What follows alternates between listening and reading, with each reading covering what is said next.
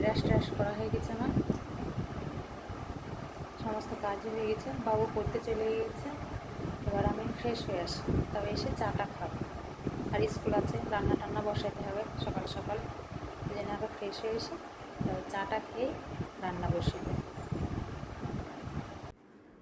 এই যে ফ্রেশ ট্রেশ হয়ে চাটা খাওয়া হয়ে গেছে, তারপরে ওইদিকে আমার রান্না হচ্ছে, গ্যাসে রান্না বসিয়েছি আমি। আর এইদিকে আমি এই টেবিলটা পরিষ্কার করে নিচ্ছি। টেবিলটার উপর ভাত টাত খাওয়া হয়, তেল আটা হয়ে গেছিলো, ওই জন্য কসবার দিয়ে আর একটু সোপ নিয়েছি, দিয়ে ডলে পরিষ্কার করে নিচ্ছি।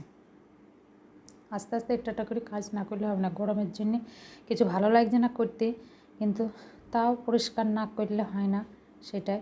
আজ একটু সকাল সকালে উঠেছি আমি, সকাল সকাল সমস্ত কাজ হয়ে গেছে, রান্নাও হচ্ছে ওদিকে। ওই জন্য আমি বলছি টেবিলটা পরিষ্কার করে নিই, আর টুকটাক একটু মোছামুছি এইসবগুলো করবো। বাবুর স্কুল আছে, বাবু গেছে পড়তে, ওই জন্যে টেবিলটা আমি পরিষ্কার করে দিচ্ছি।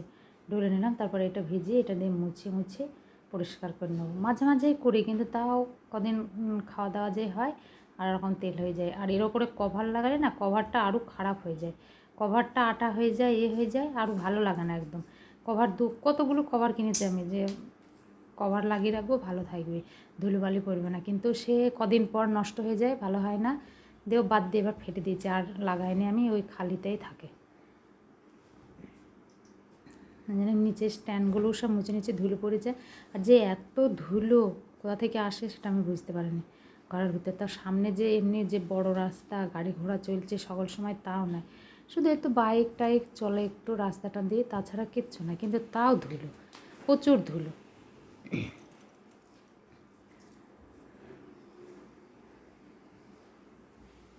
আর কাচতে মেশিনে কাচতেও দিয়েছি জামা কাপড়, আমি অনেকগুলো বিছানার চাদর টাদর এইসবগুলো কাচাকুচিও করতে দিয়েছি।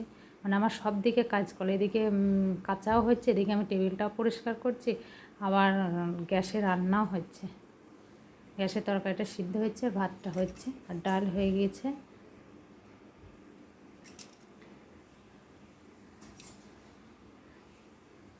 আর এইরকম নিজে একা একা না থাকলে হয় না কাজ, যদি কেউ বাড়ি থাকে, মানে আমাদের ও যদি বাড়ি আসে না, কাজ হবে না, তখন সেই রান্না বান্না করতেই এটা সেটা করতেই দিন চলে যায়। কিন্তু একা একা থাকলে পরিষ্কার করে রাখা হয়, এই যে আবার সব পরিষ্কার করি, ওই কুটো কাটাগুলো একটু মুছি পরিষ্কার করে ফের তুলে রেখেছি। তুলে রাখার পর আবার সব কিছু রান্না বান্না হয়ে গেছিলো, বাবু স্কুলে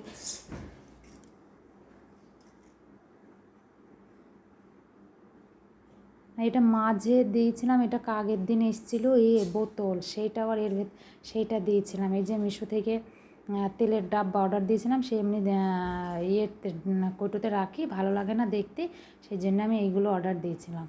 সেইটাই আবার দেখাচ্ছে যে কেমন হয়েছে না হয়েছে। এই যে এই কৌটোগুলোর এই ডাব্বা দুটো আমি অর্ডার দিয়েছি, একটা সাদা তেল, একটা সরষের তেলের, আর এই ব্রাশ দুটো ফ্রি দিয়েছে ওর সঙ্গে। সেটা এদিন দুপুরবেলায় হচ্ছে কিনা এসছিল, সেটাই দেখাচ্ছে আমি। আমাদেরও সেদিন বাড়ি ছিল।